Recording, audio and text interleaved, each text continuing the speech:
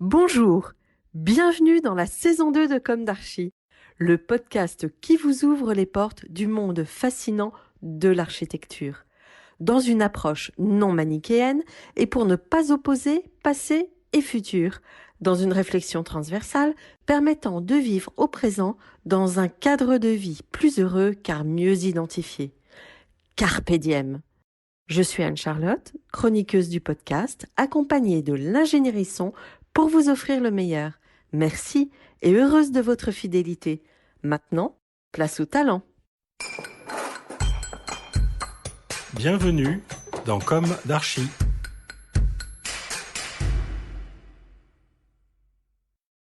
Chers auditeurs, ravis de vous retrouver aujourd'hui en compagnie d'Antonio Lazo. Bonjour. Bonjour. Et bienvenue dans Comme d'Archi. Vous êtes architecte et à la tête avec votre associé, Édouard Mur, de l'agence Lazo Mur. Votre agence d'architecture est basée à Montrouge. Vous m'avez sollicité pour intervenir dans Comme d'Archi et j'avoue que deux choses ont retenu mon attention lorsqu'avant de vous apporter réponse, j'ai regardé votre travail. Tout d'abord, sur votre site internet, vous exprimez affiché l'origine de votre désir d'architecture. J'interroge toujours les architectes sur ce point et ils ne sont pas tous prêts à en parler. Donc je trouve cela très positif de votre part, sincère et quelque part nécessaire. Rappelons que l'architecture est un métier de passion. Vous allez vous-même nous raconter dans quelques secondes comment est née cette passion. Deuxième chose, vous travaillez beaucoup sur des espaces hospitaliers dédiés à la psychiatrie. Et il me semble indispensable de pouvoir en parler. La psychiatrie reste un sujet tabou. Après des décennies de recherches menées par d'éminents spécialistes, médecins et autres, souvent publiés et accessibles, le sujet gêne encore. Alors que, pour ma part, la souffrance psychique et les sciences qui s'y rapportent devraient être au cœur de nos préoccupations. Vous intervenez aussi plus largement sur des projets de santé, bien sûr, mais aussi d'habitat, d'équipements scolaires ou autres. Enfin, vous estimez que la lumière est la matière première de l'œuvre architecturale. Alors, on va commencer par le début. Quel est votre parcours, celui de votre associé, si vous pouvez en parler, votre jeunesse, où s'est ancrée votre envie d'architecture? Quelles ont été vos études? Merci. Et notre parcours, si je parle, je regrette que Édouard Mur n'a pas pu être présent avec nous. Et si je devais faire quelque peu le point du sien, tout d'abord, Édouard est né en Île-de-France et il a mené une vie d'étudiant pour ce qui est de l'enseignement primaire tout à fait, on va dire, courante. Ensuite, pour ce qui est de l'enseignement lycée, c'était de l'internat puisqu'il a déménagé dans la région de Villers-Cotterêts. Donc il a été dans un internat à Soissons. Mais il a vécu dans sa famille. Son grand-père était un ingénieur qui a collaboré avec Eugène Freycinet, donc qui est un personnage emblématique puisqu'il est à l'origine du béton précontraint, un outil qui a grandement développé la plasticité donc des ouvrages en béton dans la première moitié du XXe siècle. Et donc si je pourrais dire en nom d'Édouard Mur, son envie d'architecture émane de cette atmosphère qu'il a pu vivre auprès de son grand-père. Quant à moi, c'est un petit peu différent. Je suis né à l'extrême occident, dans la périphérie de l'Occident, c'est le Chili. Où au Chili? Ou à Santiago du Chili. Tous les deux, nous sommes nés au début des années 60. Et il se trouve que là encore, c'est que l'envie d'architecture n'est pas forcément une conscience de ce qui est l'architecture. C'est déjà un privilège énorme de pouvoir entendre ses voix intérieures dans sa jeunesse. Dans mon cas, ce fut grâce à un ami très très proche, dont les parents c'était un couple d'architectes, et dont la maison, la maison de cet ami, était une maison qui était tout à fait une maison à l'image de l'architecture qu'on peut percevoir chez Frank Lloyd Wright, une maison d'ailleurs qui a été publiée, des Yellow Pisan en Santiago, une maison qui date des années 60, qui a été publiée à l'époque à l'architecture d'aujourd'hui. Et au-delà de ça, le fait d'aller dans une agence d'architecture, voir ses parents qui travaillaient dans une ambiance qui était bien plus conviviale et détendue que celle de mes parents à moi, qui étaient tous les deux professionnels, mais dans un domaine, mon père dans le domaine de la finance, et ma mère, qui était une experte en matières premières, donc qui travaillait pour le cuivre au Chili, c'était un autre environnement, un autre... Donc, les raisons pour lesquelles j'ai eu une certaine envie d'architecture étaient très loin de ce qui est la réalité du métier, mais c'en est une néanmoins qui m'a toujours accompagné, en quelque sorte, une approche un petit peu ludique du monde. Mmh. Ensuite, vous arrivez en France, comment? Pourquoi? Des raisons politiques, évidemment. C'était un monde, l'Amérique latine, dans les années 60-70, c'était un monde où les antagonismes idéologiques étaient très forts. Et donc, une société qui subissait une convulsion importante, eh bien, il y a eu un coup d'État au Chili assez important, c'est-à-dire important qui a marqué à jamais cette nation. C'était en 1973. Parti pour l'Argentine, il y eut la même chose quelques années après en Argentine, en 1976. Donc c'est à partir de là, je suis arrivé en France, suivant ma famille. Et donc je suis arrivé au collège, à la fin du collège. J'ai fait ensuite le lycée et après j'ai intégré, mais tout naturellement, parce que c'était cette envie primaire qui m'accompagnait depuis mon enfance, et l'école d'architecture de Paris-Belleville. Mmh. Quel périple! Vos parents ont dû, souffrir un peu de cette Oui, période? oui, Ouais. bien sûr, Et vous aussi? bien sûr. Vous aviez des frères et sœurs? Bien Ouais. sûr, oui, Ouais. oui, oui, oui. Bah, bravo déjà pour cette première étape. Et alors, je crois que vous vous êtes liés d'amitié avec votre associé lors d'un match de foot France-Brésil, c'est ça? Oui, encore là, la résonance sud-américaine et la française. C'est-à-dire qu'il y a beaucoup de connivences de toutes sortes se croisent et s'entremêlent dans une école d'architecture. Beaucoup d'amitiés naissent dans une école d'architecture. Qu'est-ce qui a fait qu'Édouard Mur et moi-même, nous nous sommes liés d'une amitié qui dépasse l'ordinaire? Difficile à dire. En tout cas, nous nous sommes détectés avec beaucoup de sympathie, beaucoup d'empathie lors d'un match donc France-Brésil. C'était la Coupe du Monde de 1986, match qui était retransmis sur un grand écran à l'école d'architecture.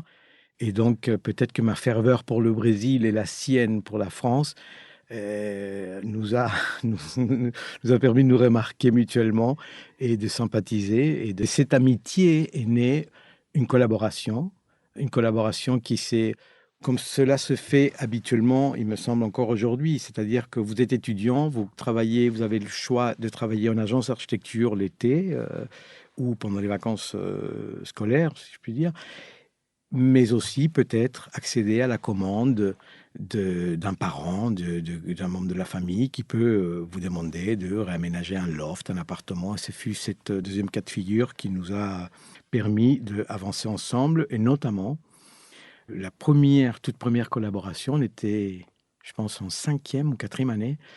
C'était l'extension d'une maison dans le 15e arrondissement, de la maison d'un peintre, Tisblatt, qui est décédé maintenant.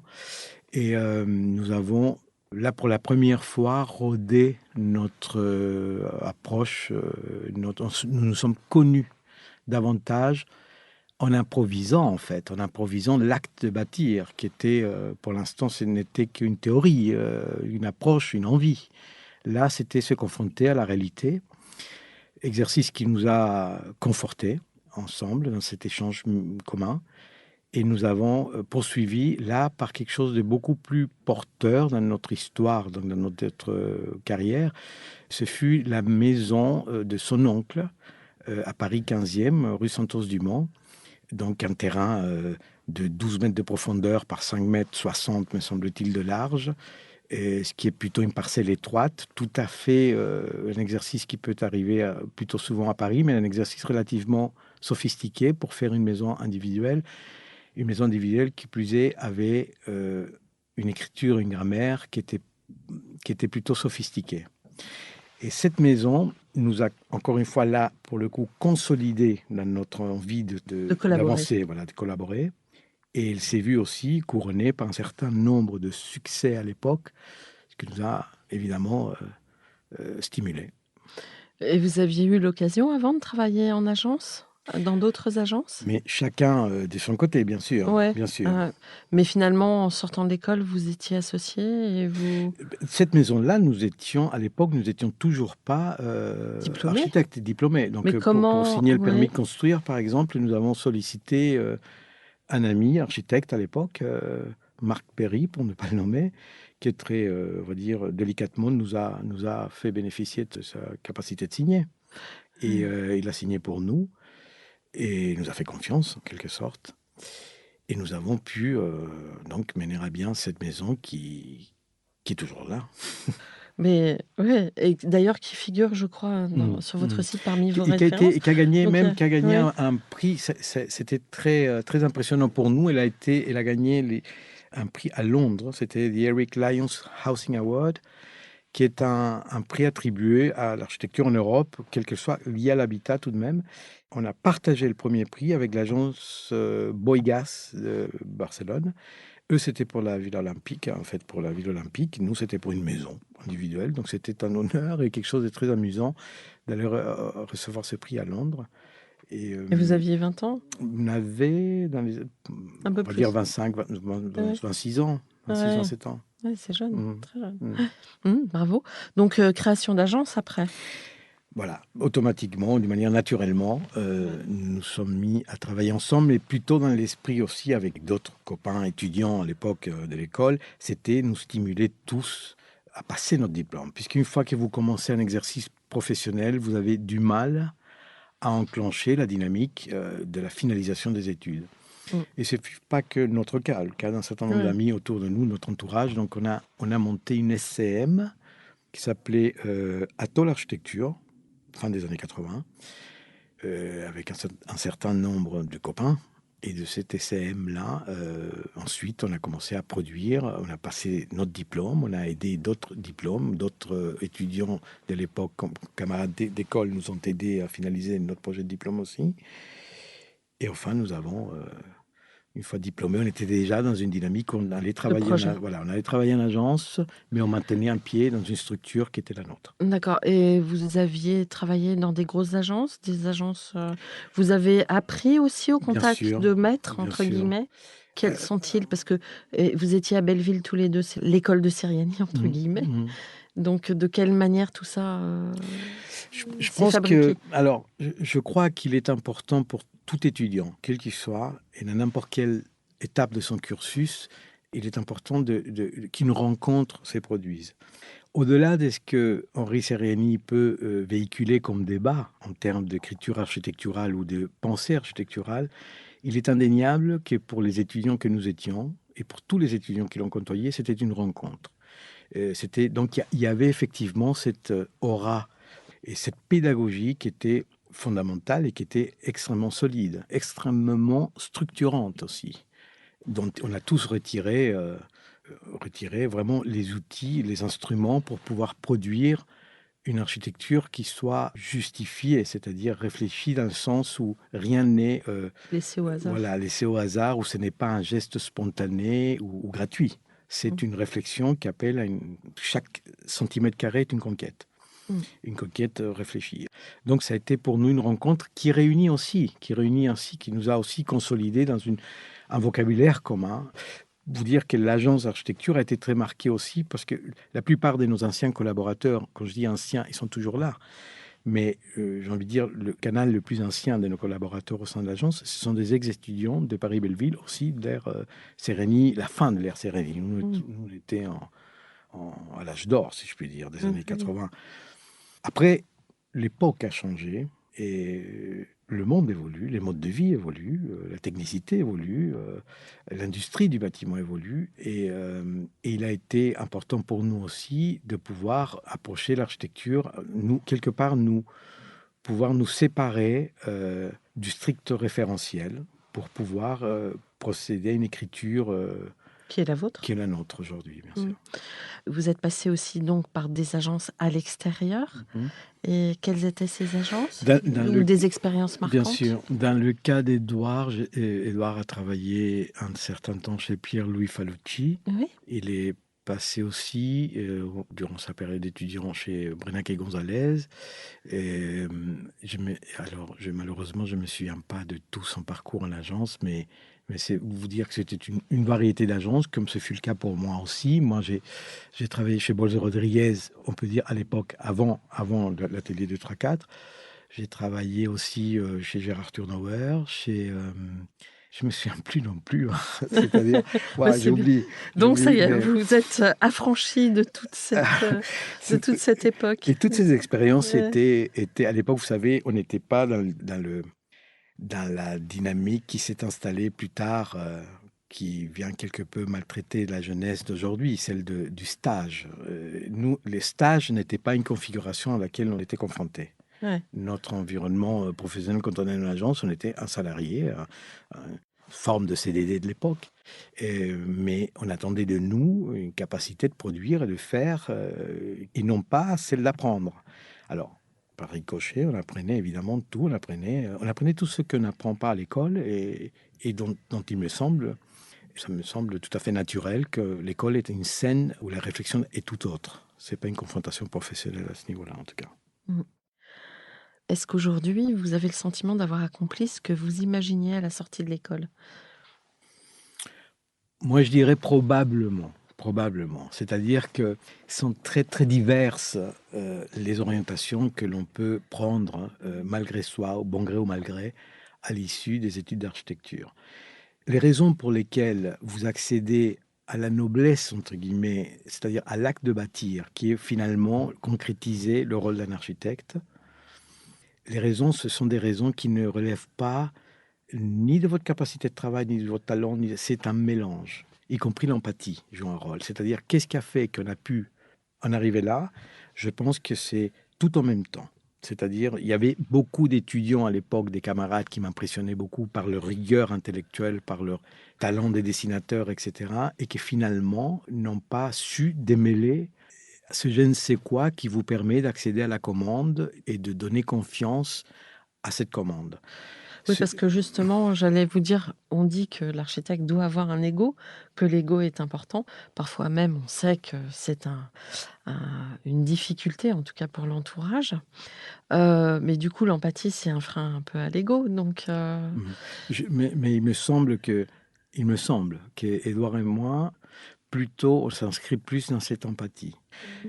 Je crois que le narcissisme est un ennemi de Ouais, l'architecte, un ennemi silencieux et non seulement de l'architecte, de l'enseignant d'architecture, de la transmission. C'est difficile de penser un projet en comme une approche qui tendrait à dire qu'on a un règlement de compte personnel avec, soit avec le métier, soit avec l'architecture, soit avec soi-même, soit non. Je pense qu'on ne peut pas faire une architecture qui plus est publique si on ne pense pas à l'autre mmh, et aux difficultés de l'exploitation, toutes les difficultés, y compris quand on bâtit. Si on ne connaît pas les difficultés d'une entreprise, on ne saura pas. On ne saura pas mener à bien une opération. oui. Alors maintenant, on va parler de vos projets. Pouvez-vous nous raconter l'histoire? Vous m'expliquiez que vous étiez plus, vous, sur une logique de programme. Peut-être que vous pouvez commencer à raconter un petit peu la logique qui vous a amené à tout ça, et puis après rentrer dans ce programme de l'unité psychiatrique, et pour finir, passer en revue vos autres références, parce que vous faites de l'habitat, de l'enseignement, et puis j'ai vu que vous aviez une école de danse. Voilà. Les quelques éléments que vous donnez là de notre parcours s'inscrivent dans une logique en France qui est celle de vous spécialiser malgré vous. Mmh. Quand vous accédez à la commande publique, si vous accédez par le biais d'une crèche, eh bien, il est fort probable que tout le long de votre vie d'architecte, vous construisiez des crèches et surtout des crèches. Oui, parce que dans les appels d'offres, on demande les fameuses références, et on rentre dans une Voilà. espèce de logique de la référence, c'est ça? Voilà. Logiquement, Ouais. l'investissement public a cette tendance légitime de s'entourer des spécialistes. Mmh. Et il se trouve que nous, par un concours de circonstances, on a été invités dans la fin des années 90 à un concours de 2 unités psychiatriques pour le PS Villévra. Au préalable, on avait déjà réalisé une médiathèque et on avait perdu un concours en association avec l'agence d'architecture Renault-Vignon, ou Vignon-Renault, d'une RPA, une résidence pour personnes âgées. On l'avait perdu, c'était à la ville de Mont. Et donc, on a été invité pour un concours qu'on a perdu, donc pour Villévrard, mais on avait déjà 2 références hospitalières. Cette résidence pour personnes âgées à Mont et Villévrard. 2 concours perdus et on avait un concours culturel gagné. On persévérait dans le culturel, on a gagné un centre culturel à Belle-Île-en-Mer et on a répondu à d'autres appels à candidature pour des bâtiments de santé et on voyait qu'on était retenu de plus en plus souvent pour des projet de santé. Je ne saurais pas là de mémoire quelle a été la chronologie, mais nous avons gagné un projet d'architecture pour cette fois-ci à Aubervilliers pour le PS Villévrard. C'est un établissement public de santé. Nous avons simplement, comme qui dirait, croqué un programme. C'est-à-dire, on n'avait aucune idée de ce que c'était que la psychiatrie à ce moment-là, encore moins la psychiatrie dans le domaine de l'architecture. Et nous étions aussi des très jeunes architectes. Donc, nous avons fait de notre mieux avec tout cet éveil duquel nous pouvons disposer quand on ignore que justement, quand on n'est pas spécialiste, on apporte une réflexion très vigilante. Et il y avait un hôpital de jour en pédopsychiatrie et un hôpital adulte. Ce projet a été très bien mené, me semble-t-il, ce qui nous a permis donc de persévérer dans cette démarche, on va dire, du médico-social, la psychiatrie et aussi le troisième âge, tout ce qui est gériatrie. Et sans nous rendre compte à l'époque que ceci nous enfermait peut-être dans un domaine, sans nous rendre compte que peut-être, comme c'est le cas aujourd'hui, 80%, 90% de notre production est liée à ça. Nous nous en portons très bien, nous en sommes très heureux. Parce que vous avez de projets importants. Bien sûr, non, c'est quelque chose que nous reconforte aussi, mais il est évident que c'est, j'ai envie de dire, de passer le message aux jeunes générations. Il faut éviter de s'enfermer. Et le plus de programmes on touche, le mieux c'est. Le mieux c'est pour les projets eux-mêmes. Mais à partir de là, oui, on a continué à gagner des concours en médico-social. On a mené quelques projets culturels. Vous évoquiez à l'instant une école de musique et de danse, c'est à Trappes. C'est une très belle expérience. Là, le domaine du corps libre et lancé, le domaine de la musique, l'univers sonore.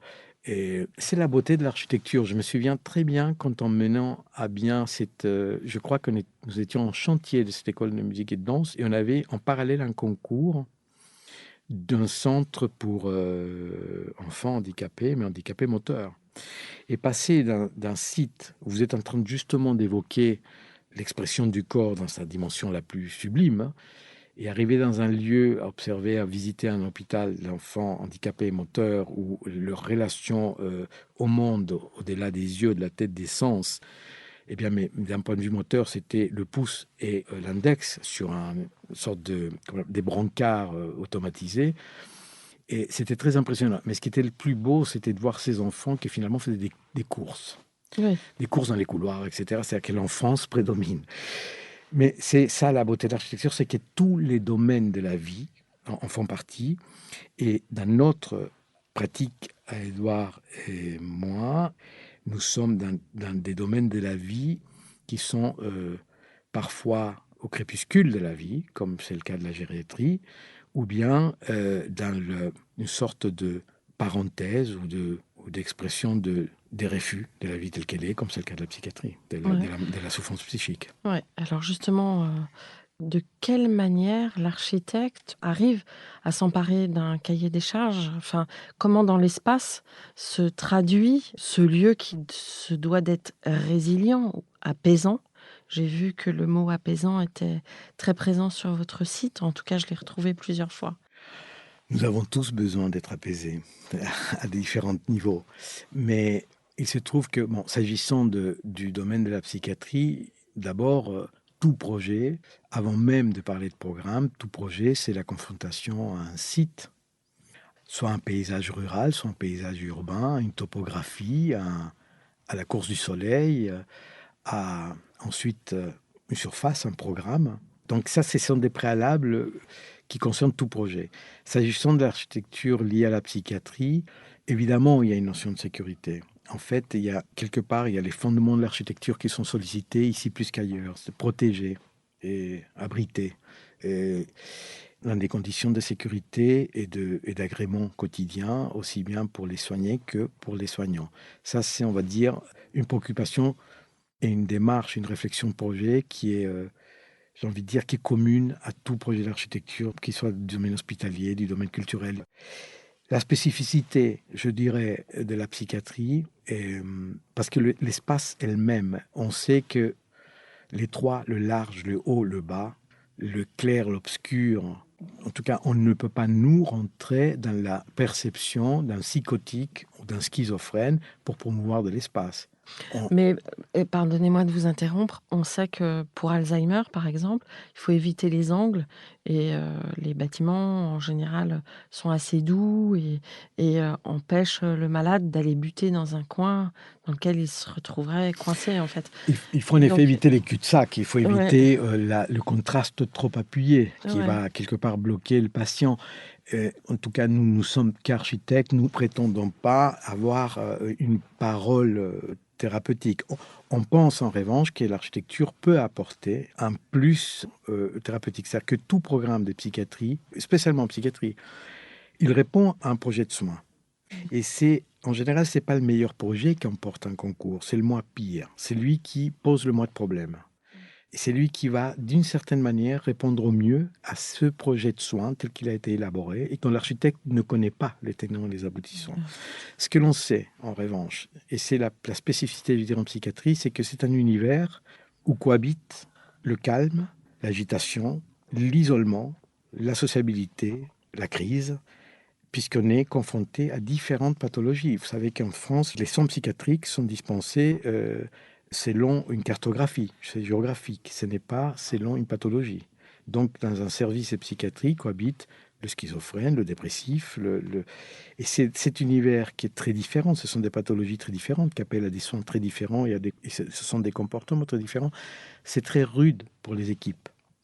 Donc, il va de soi que quand on parle d'apaisement, pour nous, c'est créer les conditions d'un univers d'abord mieux que chez eux, mieux que l'environnement auquel ils ont été habitués souvent, et où toute la capacité de sociabilisation existe, mais celle du retrait et de l'intimité et du respect de ceci est possible, est possible. Alors ça se traduit dans l'espace par exemple, des fenêtres plus Bien grandes, sûr, bien sûr, bien des sûr, vues, bien sûr. le travail sur les vues? Bien sûr, l'agrément visuel est très important, la dimension des choses, il y a les usages, c'est-à-dire la matérialité. Il y a aussi un élément qui nous semble important, c'est la perception d'un lieu. Vous savez, vous le disiez vous-même, il y a une sorte de... Vous aviez employé un terme tout à l'heure qui était celui de tabou. Mmh. Il est vrai que malgré le fait que la maladie psychique fait partie du top 10 des maladies qui touchent le plus de gens au monde, selon l'OMS, malgré cela, il demeure le tabou, c'est-à-dire l'inconnu, la peur de cet inconnu. Donc, la perception d'un bâtiment de soins psychiatriques est importante, non seulement pour le patient, pour faciliter sa propre approche, pour que les soins qu'on va lui dispenser, c'est un lieu que pour sa famille et pour lui puisse être perçu comme un lieu doté d'une dimension d'accueil, d'une dimension de chaleur humaine en fait. Mais c'est aussi important pour l'environnement urbain, s'il y en a un. Les gens se rendent compte qu'un bâtiment psychiatrique, finalement, c'est pas ces grands dinosaures du 19e siècle, des rayures enceintes avec un grand portail et on ne sait pas ce qui s'y passe. Là, ce sont Oui. Oui, ou Hmm, la frontière entre la prison et la psychiatrie, bien sûr, qui est, on va dire, tout dépend de quelle psychiatrie nous parlons, de quel type de ouais. soins, mais on est plutôt dans le domaine de la santé, de l'hôpital ou de l'hôtelier, qui est celui d'une prison. En revanche, on a gagné récemment un projet à Villejuif pour le centre hospitalier Paul Giroux. C'est un USIRP, unité des soins intensifs pour des patients difficiles. C'est-à-dire que c'est au-delà de l'UMD. L'UMD, vous avez la psychiatrie adulte habituelle. Ensuite, vous avez les unités de malades difficiles. Et l'USIRP, c'est ce que les unités de malades difficiles ne peuvent pas traiter ni contenir. Donc là, on est dans un domaine qui frôle vraiment l'univers de la prison. Donc là, ça sollicite chez nous une sorte de contraction par rapport à notre élan habituel de promouvoir une spatialité. Là, on est dans quelque chose de beaucoup plus sécuritaire. Mais là encore, l'architecture peut apporter douceur, peut apporter un carré de ciel, peut apporter une matérialité, on va dire, accueillante. Vous parliez de l'acoustique tout à l'heure, l'environnement sonore est essentiel aussi. C'est-à-dire que on a malgré tout une panoplie d'outils. Et à Villejuif, le site n'est pas trop contraint parce que travailler sur les vues et cetera sur, Villejuif, c'est quand même, Alors, c'est au sein du centre hospitalier, ah mais d'accord. malgré cela, les vues, elles ne peuvent pas être Bah oui. directes. Ah oui. Il peut pas y avoir une relation extérieure-intérieure habituelle. C'est-à-dire, on ne peut pas voir un patient dans une unité comme celle-ci, il ne peut pas être vu et il ne peut pas voir non plus à Il peut l'extérieur pas pour des voir. raisons de sécurité. Ouais. il ne peut pas atteindre le lieu qu'il voit. Donc, ce n'est pas Oui, un oui. environnement. Il faut pas, on ne peut pas le stimuler avec l'environnement de l'espace public. Et de la même manière qu'il il ne s'agit pas non plus de donner à voir cette souffrance. Oui, non, mais c'est vrai. Et en dernier lieu, la psychiatrie, malheureusement, est aussi un lieu qui concentre une certaine dynamique qui est difficile. Vous savez, vous construisez une unité de soins psychiatriques en milieu urbain, c'est le lieu où approchent tous les dealers du coin. Ce sont des environnements sociétaux qui peinent. Ouais, donc en fait, vous travaillez aussi sur les porosités, mais du coup, dans le sens inverse. Oui, oui, Ouais, bien sûr. ouais. Mm. Quel travail, hein. Mm. Est-ce qu'il vous arrive de discuter avec les médecins? Bien sûr, aussi souvent que possible. Oui, Aussi souvent que possible. Et on apprend des choses. On apprend ouais. ça, il nous enseigne. Vous savez, l'architecte, il a une certaine difficulté à percevoir la difficulté de celui qui est non architecte pour comprendre un plan. Tout à fait. Donc, un projet, quand je disais tout à l'heure, c'est le moins pire, dans cette phrase-là, celle-ci englobe aussi ce quiproquo, cette incompréhension. On a Ouais. cru que, et bien, c'était pas ça. Enfin, donc, il y a ce qu'on appelle une mise au point de l'esquisse, il y a des phases d'études, un avant-projet sommaire, enfin, un certain nombre d'éléments qui, c'est pour mettre en musique, c'est pour rendre convergent un projet qui, de toute façon, est un outil de soin, qui n'est pas, encore une fois, l'œuvre architecturale où il n'y a pas lieu du narcissisme de l'architecte. Donc, c'est vraiment au service de cet outil qui va apporter un bien-être à ceux qui souffrent. Mm. Là, la parole du médecin est importante.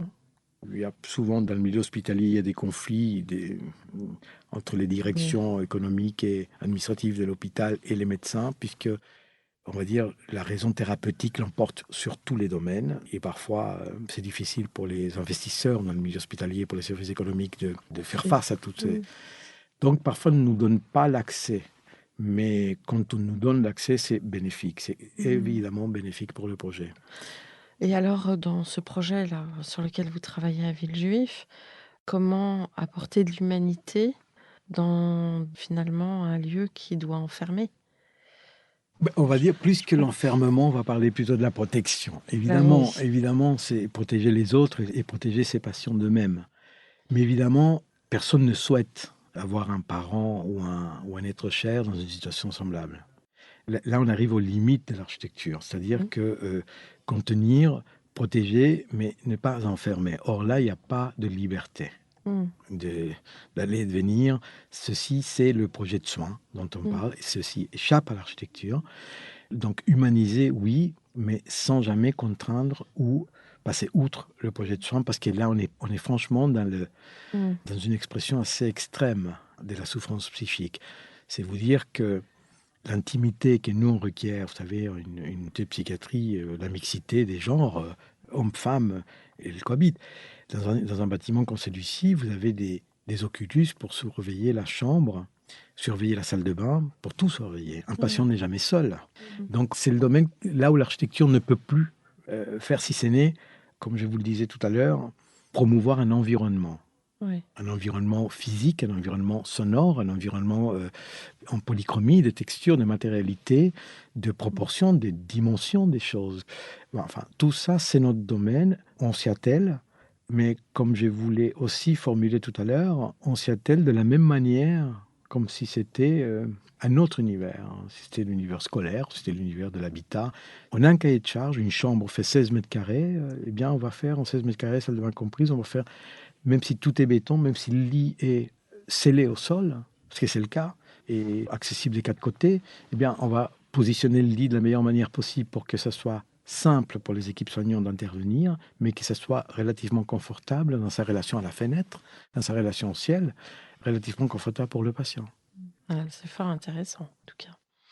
Je pense qu'il faut, ce sont des choses dont il faut parler. Et, Bien sûr, bien sûr. et est-ce que vous estimez que vous avez pu faire progresser ces espaces-là? Des marges de progression dans le domaine de la santé, c'est difficile là, comme question. Est-ce que les matières, est-ce que le choix qu'on peut avoir aujourd'hui dans différentes matières, Mmh. C'est- Oui, c'est l'expérience en fait, un architecte se cultive de manière permanente. Se cultive par rapport à l'industrie du Mm. bâtiment. Se cultive par rapport donc aux matériaux, aux différentes possibilités qui s'offrent à lui pour concevoir. Puisqu'on n'est pas limité en la matière. Aucune équipe soignante va nous interdire telle ou telle disposition, si les dispositions prévues en matérialité, en dessin, en design, en fait, s'ils ne viennent pas contredire leurs exigences de sécurité, encore une fois, sécurité pour les patients et pour eux-mêmes. Mais il y a le combat avec les protocoles d'entretien des bâtiments publics, c'est-à-dire que les services d'entretien, les directions techniques sont souvent omniprésentes et ont une forte tendance à orienter le dessin et orienter le projet. Donc là-dessus, si on peut passer ce message-là aux futures générations, il faut se battre. Nous, on a plus de bagages pour le faire. Un jeune architecte, il peut avoir plus de difficultés. Il faut savoir qu'un bâtiment, c'est pour toujours. Il ne peut pas obéir aux seuls critères de la facilité d'entretien. Quand bien même, c'est très important parce qu'un bâtiment qui Bien sûr. n'est pas entretenu, c'est un bâtiment qui se dégrade et qui devient triste à constater. Un bâtiment qui, finalement, l'objectif n'est pas atteint dans le temps, dans la pérennité. Donc, c'est très important de bien concevoir, de dessiner simple, de dessiner sobre, de dessiner juste. Il faut inscrire le bâtiment, comme je le disais, dans la pérennité, mais ceci ne peut pas obéir strictement aux angoisses, entre guillemets, des équipes d'entretien, qui, le plus facile en entretien, c'est-à-dire le moins de temps ça promue, le mieux on se porte, et bien non, pour nous, c'est le patient qui compte, en quelque sorte. C'est le lieu de vie. Mm. Donc en fait, il faut, pour concevoir des unités psychiatriques, il faut être très empathique et savoir se battre énormément. Il faut savoir se battre. Empathique, ça va de soi, mais il faut être à l'écoute. Il faut Ouais. être à l'écoute. De toute façon, il faut être très attentif. Je dirais que si on ne sait pas entendre ce que nous demande, on ne formulera pas la réponse adéquate. Mm. Et donc, l'écoute est très, très importante. Très importante. Bon. Alors, vous œuvrez aussi dans le domaine de l'habitat, avec Mhm. des programmes qui sont quand même relativement importants. Si on a évoqué tout à l'heure qu'un bon pourcentage de la production de l'agence, c'est la santé, le reste, et le reste, c'est 20 à 30% de la production, c'est évidemment culture, habitat et scolaire. Et l'habitat, c'est pas ce qui caractérise le plus l'agence. Donc, Mhm. on a quelques projets, notamment actuellement, là, on a un bâtiment de logement à Thiers, en cours de chantier, qui est en conception-réalisation. Ce Mais qui sont est des... relativement important. Oui, oui, oui, Mhm. oui, oui, c'est Mhm. un nombre important de logements. C'est un autre univers, c'est un univers très contraint économiquement, quand même la santé est contrainte économiquement. Là, quand on rentre dans l'habitat social qui plus est, l'habitat, Ouais. c'est un sujet encore plus délicat, où il faut une gymnastique. Le mètre carré est égal Ouais. bien, c'est un calcul qui est lapidaire. Et Est-ce- vous avez une question peut-être par rapport à ça, à l'habitat En fait, est-ce que votre travail sur la santé nourrit, enrichit les programmes d'habitat que Oui, vous... oui, puisqu'il y a des questions, puisqu'il s'agit de lieux de vie, malgré tout, et des vies Mhm. quotidiennes, et des gestes quotidiens de la vie. Mhm. Ce serait différent si on faisait évidemment une école de musique et un bâtiment de logement ou un centre de soins hôtelier, on va dire, médico-social. Il y a plus de liens évidemment entre le logement et le médico-social, beaucoup plus qu'entre le bâtiment culturel et l'habitat. Donc évidemment, on se nourrit mutuellement de ce type de programme. Et, il y a on va dire la trame, la chambre, la circulation dans le milieu hospitalier, dans le logement, ont des éléments, des dénominateurs communs, qualitatifs. La lumière naturelle, vous l'évoquiez en début d'échange, qui est un matériau pour nous fondamental de l'architecture. Évidemment, une circulation, qu'il s'agisse des milieux, dans le domaine de l'habitat ou dans le domaine de l'hospitalier, où on pourrait, dans les deux, trouver une circulation centrale desservant des appartements des part et d'autre, par exemple, pour parler du néant, en quelque sorte. Eh bien, dans l'hôpital, tout ceci pourrait se produire de la même manière. Et il appartient à l'architecte de corriger ce Mhm. minima qui peut ne déranger personne. Mhm. Mais l'architecte est là pour souligner la dégradation que c'est d'avoir des lieux mal éclairés, sans vue. Donc, oui, dans l'habitat et la santé, je pense qu'on a un certain nombre d'objectifs communs pour la qualité des espaces et des articulations d'espace. Oui. Et sur les choix des matériaux aussi. Absolument, bien matières. sûr, bien sûr, bien Mm. sûr. Vous travaillez beaucoup avec des voiles béton et aussi sur des éclairages généreux. Enfin, vous jouez entre les deux de manière avec une volumétrie toujours assez rigoureuse et simple. Vous pouvez nous en dire un peu plus? Aujourd'hui, parler de béton en 2020 pourrait paraître dissonant par rapport à l'époque où on promue des matériaux ou des énergies renouvelables et des matériaux qui ne soient pas comme le bois, etc. Le béton, il a plusieurs avantages. Au-delà de sa simplicité, quand je dis simplicité, c'est un matériau acquis dans le process de production, dans le process d'exécution de la part. Ça fait partie de la culture des entreprises, le béton. Au-delà de ça, il a une plasticité assez unique dans son genre. Et sans parler d'une certaine... la densité du béton est aussi un élément important. Donc, évidemment, on recourt au béton, mais pas seulement. On ne travaille pas que le béton. Mais il se trouve qu'il y a des bâtiments, l'ampleur des bâtiments que nous faisons, c'est-à-dire l'équation économique et aussi architecturale, structurelle, le béton semble aujourd'hui, pour l'instant, Une réponse. une réponse tout à fait adéquate. Maintenant, on pourrait tout à fait envisager, le bois pourrait en faire autant. Et La brique, vous travaillez la brique? La brique, on la travaille, mais on la travaille souvent en parement, plutôt que une brique structurelle. Et en parement, mais on ne parle pas de plaquettes, là, on parle de briques moulées main qui sont avec une technicité adaptée pour que la texture de la brique soit présente. Et l'équilibre entre les bandeaux lumineux de lumière des fenêtres, les baies, et cette expression des surfaces en béton, vous avez des règles de... Oui, mais c'est le bon, vous l'avez prononcé, vous avez formulé le vocable équilibre. En fait, cet équilibre, c'est important, c'est les pleins et les vides. Et c'est... le plein, c'est tout ce qui est opaque, tout ce qui est dépourvu de transparence.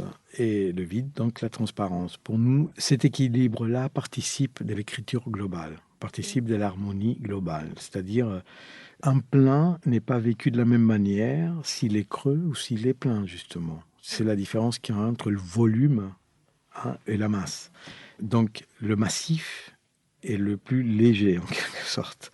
Donc, on travaille beaucoup ça. Maintenant, on pourrait dire que c'est un équilibre formel, mais en même temps, c'est un travail assez poussé pour que ces ouvertures qui apportent à l'harmonie formelle puissent être convenablement situées et stratégiquement bien situées dans le dispositif fonctionnel d'un bâtiment.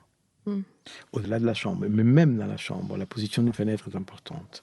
Et vous le disiez aussi tout à l'heure, vous parliez de la dimension.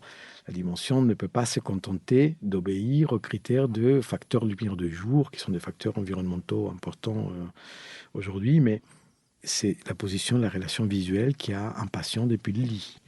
Et la position qui a non seulement un patient depuis son lit vers l'extérieur, mais aussi de n'importe lequel d'entre nous depuis son lit dans sa chambre. Donc c'est l'ensemble, c'est la volonté qualitative de l'habitat ou de l'environnement, l'usage en fait, mais c'est aussi ça en écho avec une écriture architecturale où il y a un équilibre formel et une plasticité qui nous intéresse. Et qui dit plasticité, c'est ensuite conforté par une matérialité dédiée. Comment est composée votre équipe et quelle est votre organisation à l'intérieur de l'agence, suivant les compétences, etc. Alors, nous sommes une agence d'une quinzaine de personnes. On oscille entre 15 et 18 personnes. Et nous avons, Édouard et moi, nous sommes co-gérants de cette agence. Et nous avons une direction administrative. Et ensuite, on a un plateau où l'équipe d'architectes sévit. Et alors, il y a ceux qui nous accompagnent depuis un bon nombre d'années. Et sur les 15, 16 architectes, il y en a 6 ou 7 qui sont là depuis, quand je dis nombre d'années, on parle des décades, c'est-à-dire 10, 20, 15 ans. Ce sont les piliers de l'agence. Les piliers de l'agence. Ouais. Il y en a des plus jeunes, arrivés depuis 10, 15 ans, 10 ans, Mais ce sont ceux qui ont acquis la culture de l'agence, ceux qui l'ont depuis le début, parce qu'ils sont là depuis le début, mais il y a ceux qui ont acquis cette culture de l'agence, qui distillent aujourd'hui le propos aux plus jeunes. Donc, nous, dans la méthode de travail, nous ne sommes pas dans un système vertical, mais dans la transmission. Donc, en gros, les jeunes se font assister par les moins jeunes. Les plus expérimentés sont là pour conforter et assister les plus jeunes. Nous fonctionnons avec des chefs de projet, des assistants. Une jeune recrue n'a pas une vocation d'être systématiquement l'assistant du canal historique, entre guillemets. Il est là, il peut tout à fait, s'il gagne un concours pour lequel il est sollicité, il peut tout à fait être invité à développer le projet, même à le réaliser. Et il y aura derrière cette personne, il y aura toujours, sera supervisé, son process conception sera supervisé par des gens plus expérimentés et qui sont depuis longtemps avec nous, qui nous accompagnent depuis longtemps. Donc ça, c'est en résumé. C'est un petit peu la méthode. Et vous réalisez, vous allez jusqu'au bout, vous tenez jusqu'à vos la projets livraison, bien sûr, jusqu'à la livraison, jusqu'à voilà. Et ça, c'est un moment très important pour l'architecte. Aller au moment de ce qu'on appelle la phase de réception, où le bâtiment, vous savez, où ça sent le neuf, la peinture sent fort, les portes claquent au deuxième étage. Et là, c'est important de parcourir un bâtiment parce qu'il est là. Ça fait longtemps qu'il est là. Avant même, le dessin, déjà, il est allé très loin.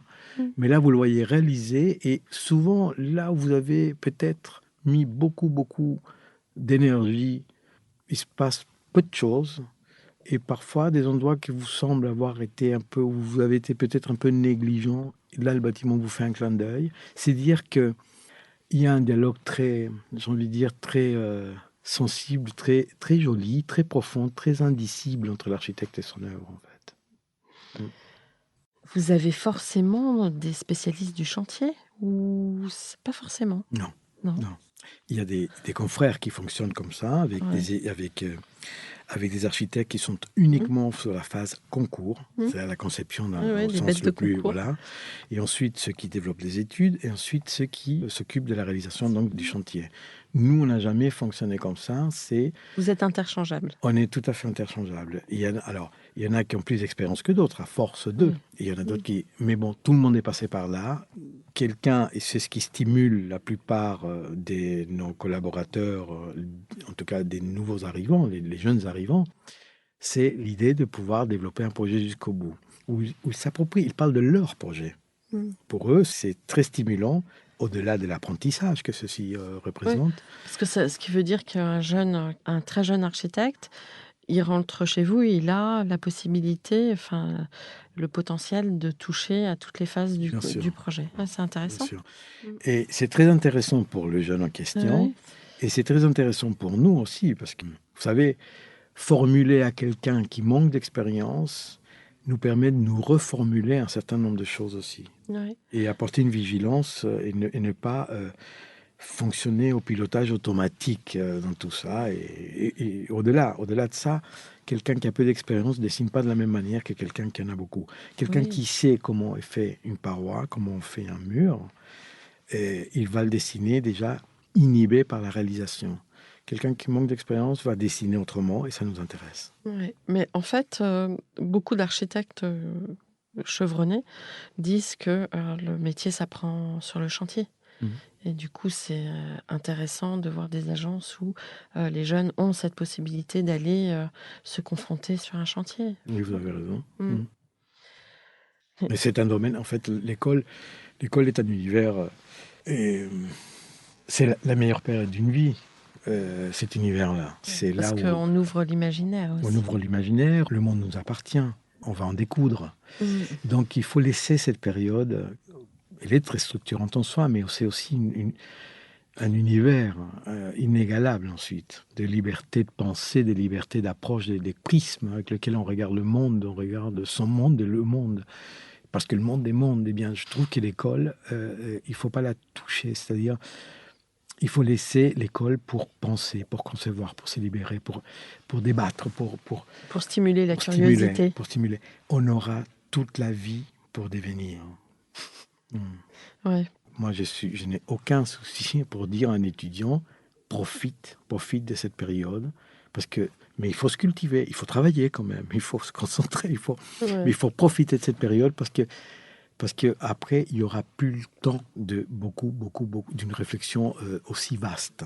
Mhm. Après, il faut passer justement on À va dire, voilà, l'opérationnel. à l'opérationnel. Et là, on est mais l'opérationnel, ça prend au sein d'une agence, où vous l'improvisez. Édouard et moi, nous avons démarré, on s'est jeté à l'eau. Ouais. On a appris à nager ensemble. Euh, Mais vous on s'est croyez donné- qu'aujourd'hui, vous imaginez de commencer par une maison à Paris? C'est quand même Bah, extrêmement rare. bah, c'est rare parce que cette commande-là est rare. Ouais. Parce que la commande est devenue peut-être rare.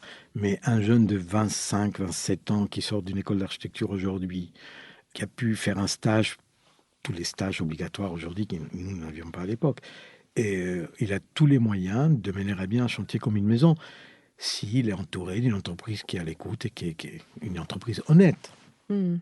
et une entreprise qui va bien se comporter avec lui. Mhm. Pas profiter d'une certaine virginité, entre guillemets. Et non, mais c'est important, mais c'est vrai qu'il y a ce débat qui s'installe Ouais. sur la professionnalisation des études. Mhm. Mhm. Un autre sujet. Ouais. Euh, Comment vous imaginez le monde d'après, entre guillemets? Comment vous imaginez un peu les choses? Est-ce que vous vous projetez là-dedans ou pas du tout? Vous êtes pragmatique et vous essayez déjà de tenir votre activité?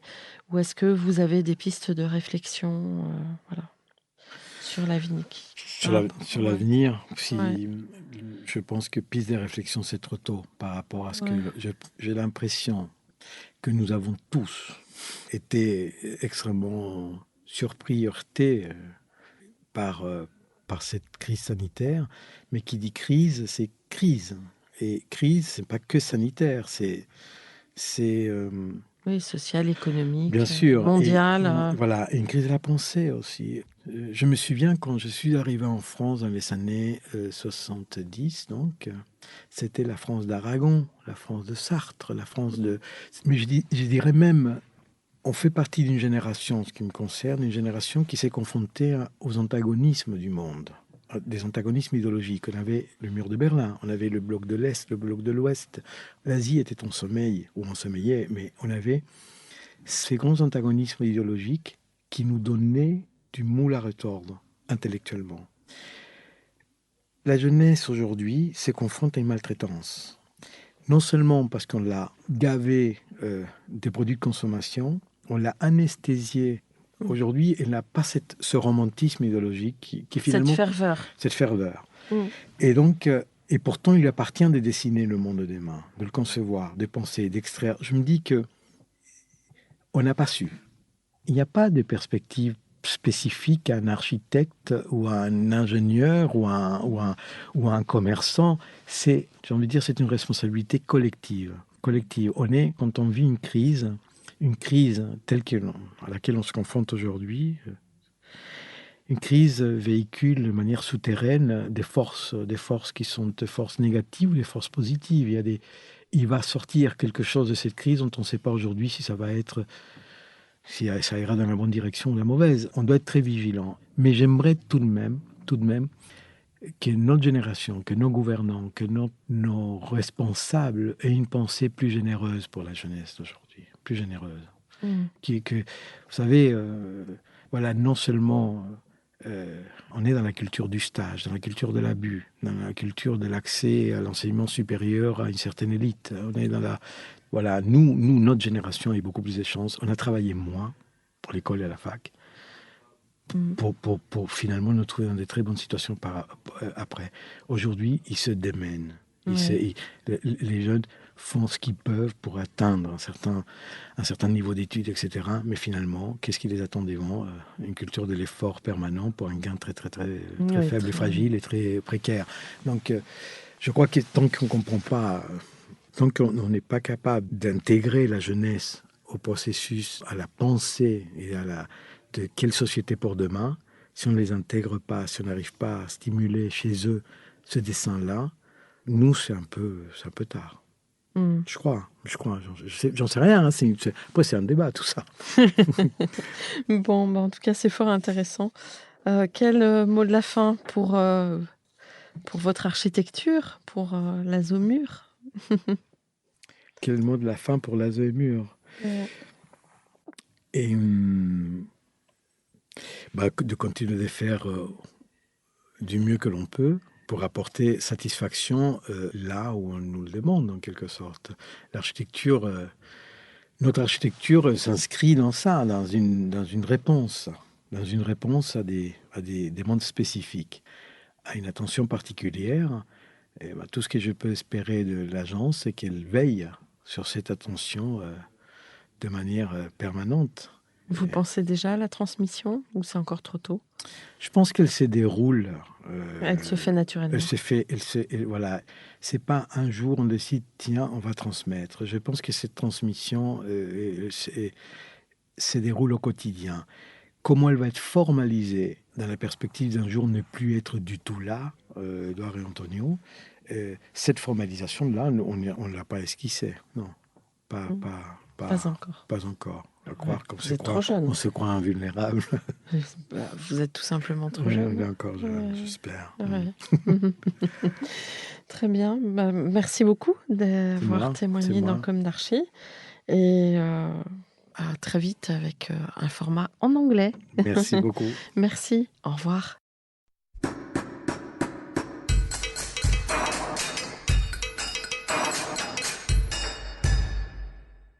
Chers auditeurs, merci pour votre écoute. N'oubliez pas de retrouver nos sujets en avant-première sur Instagram à l'adresse Comme d'Archi Podcast, COMDARCHI Podcast. Si vous aimez ce podcast, favorisez sa diffusion en lui donnant 5 étoiles sur Apple Podcast, plus un petit commentaire, ou sur votre plateforme de podcast favorite. Et surtout, abonnez-vous pour écouter tous nos épisodes gratuitement. À bientôt, et d'ici là, prenez soin de vous.